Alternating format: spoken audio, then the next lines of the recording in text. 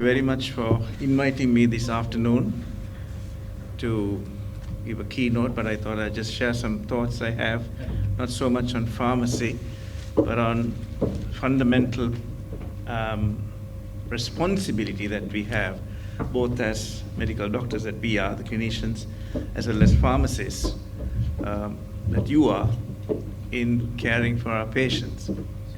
And as you heard, I'm the senior professor in the Faculty of Medicine at the University of California in Ragama, and I was the former chairman of the National Medicine Regulatory Authority, underline the word former. And it's a great pleasure to be here and see some of the people I have interacted very closely with.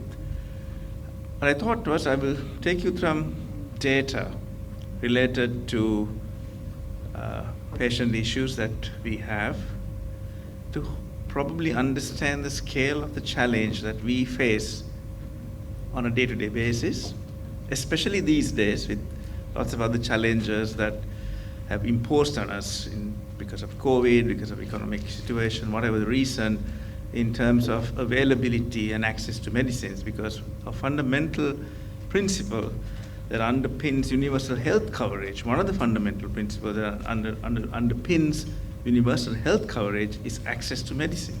That's a very, very sacred phenomenon. Let's see whether it works. Right, what I'm trying to show you here is work done by Salim Yusuf and his group in McMaster University.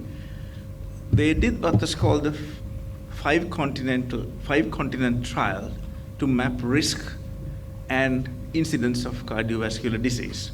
What you're seeing here is, it's unfortunate, take it up. This is a classification of countries by economic status, high income, middle income, and low income. Blue means urban areas and red, rural, in these regions.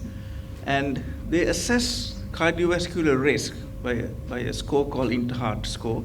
And that is a very accepted, validated risk assessment score for heart disease. And they showed, way back in 2016, in the 5 continents, these across the world study involving thousands of patients, that the incidence or the prevalence of risk for heart disease is highest in high-income countries and lowest in low-income countries. And there's not much difference between rural and urban populations in any of these regions. But what is important is, what is striking is, although they have the highest risk, and we, as low-middle income countries or low-income countries, have the lowest risk, we have the highest incidence of disease. So if you look at cardiovascular disease here, given myocardial infarction, stroke, heart failure, and so on, we have the yellow bars. The low-income countries have the highest incidence.